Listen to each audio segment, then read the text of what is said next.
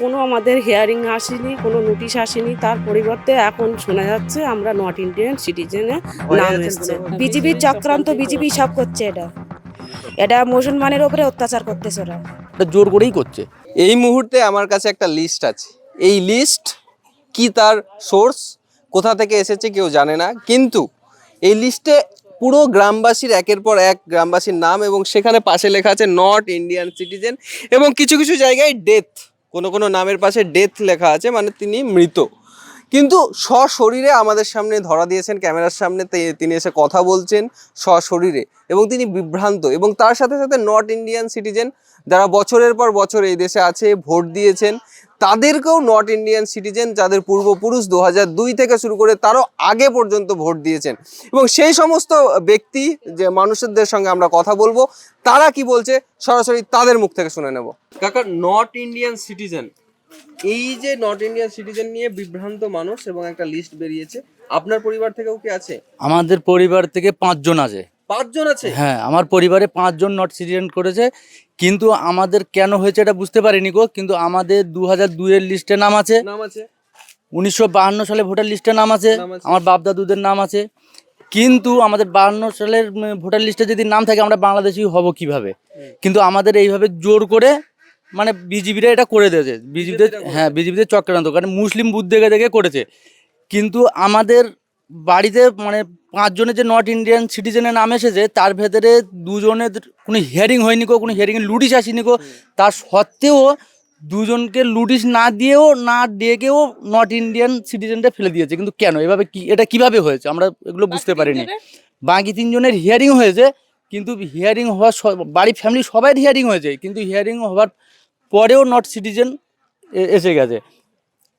কিন্তু আমাদের সবই আছে, আমাদের 62 সালের রেকর্ড আছে। আপনার বাড়িতে কে কে এই নট ইন্ডিয়ান সিটিজেন কার কার নাম এসেছে? আমার বাড়িতে আমার 2টো ভাইয়ের আছে, দুটো ভাইয়ের আছে, আমার একটা দিদির আছে, আমার একটা ভাইয়ের বউর আছে, আমার নিজের ওয়াইফের আছে। আচ্ছা, আপনার নাম? আমার নাম মিজানুর শেখ। আপনার নাম কি নট ইন্ডিয়ান সিটিজেন হ্যাঁ আছে?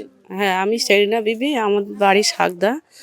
আমার শ্বশুর বাড়ি কিংবা আমার বাপের বাড়িও সব 2002 সালের লিস্টে তার নাম আছে। আর 1951 সালেও লিস্টিতে আমার বাপ দাদুদেরও নাম আছে। কিন্তু আমরা সব ডকুমেন্টস জমা দিয়েছি হিয়ারিংয়ের জন্য, হিয়ারিংয়ের না, প্রথম যখন নোটিশ এসছে তখন আমরা জমা দিয়েছি। কিন্তু তারপরের থেকে কোনো আমাদের হিয়ারিং আসেনি, কোনো নোটিশ আসেনি। তার পরিবর্তে এখন শোনা যাচ্ছে আমরা নট ইন্ডিয়ান সিটিজেনে নাম এসছে। হ্যাঁ, ভয়ে তো আতঙ্ক তো আছি। আমাদের চিন্তা ভাবনা একটা রয়েছে যে কেন আমাদের এরকম একটা নাম আসলো।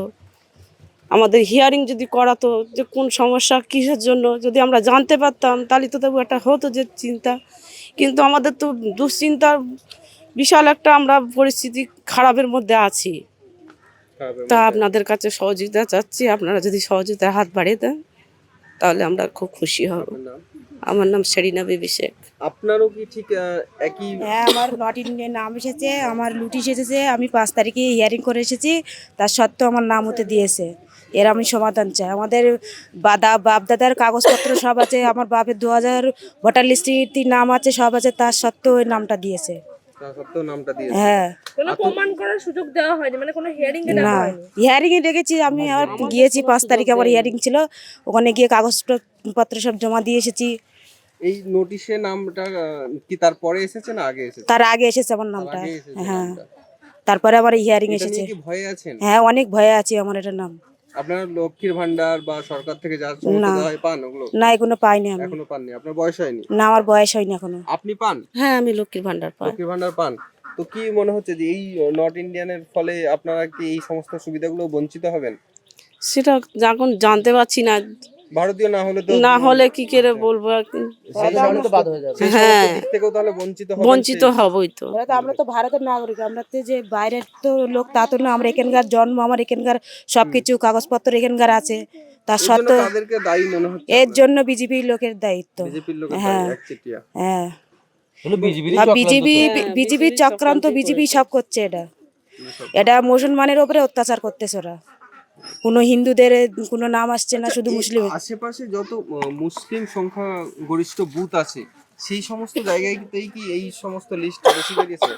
শুধু মুসলিম বুথগুলো বাছাই করেই হয়েছে এগুলো। আমাদের এপারে সব মুসলিম বুথ, ওপারে হিন্দু বুথ, কিন্তু ওপারে যখন হিন্দু বুথ আছে রোডের ওপারে হিন্দু বুথগুলোই কারোর নাম আসেনি, শুধু মুসলিম বুথগুলো দেখে দেখে নামগুলো এসেছে, শুধু মুসলিম বুথ বাছাই করে করে।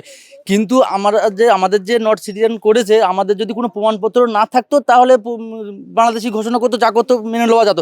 কিন্তু আমাদের প্রমাণপ্রুফ স্বাধীনতার পর থেকে সবই আছে, কিন্তু তার সত্ত্বেও কেন আমাদের নর্থ সিটিজেন করেছে এটাই তো আমরা তো বুঝতে পারছি না। কিন্তু এগুলো যখন মানে মুসলিম বুথগুলো বাছাই করে করে যখন আসছে, যখন হিন্দু বুথগুলো নেই, তখন এতে কি মনে হয় বিজেপিটা ছাড়া কি অন্য কেউ এগুলো চক্রান্ত করছে বলে মনে হয়? এগুলো বিজেপিদেরই চক্রান্ত, শুধু মুসলিম বুথগুলোই হচ্ছে। আমাদের এপারে সব মুসলিম বুথ, আর মুসলিম বুথগুলোই হচ্ছে, কেন আমাদের তো সবই আছে। আমার বাপ ঠাকুরদার মানে দেশ স্বাধীনের পর থেকে যত মানে প্রমাণপত্র সবই আছে। 1952 ভোটার লিস্ট আছে, 62 সালের রেকর্ড আছে, এখনও রেকর্ড আছে। সেই একই জমি, তখন যে যে জমি ছিল সেই জমি এখনও এই মানে আমাদের কাছে আছে, সেই একই নাম, একই দাক্ষতিয়ান। কিন্তু তার সত্ত্বেও যদি আমাদেরকে যদি বাংলাদেশি করে দেয়, তাহলে জোর করে না দেয়, সেটা অন্য কিছু মনে হয়? এটা জোর করেই করছে বিজেপিরা।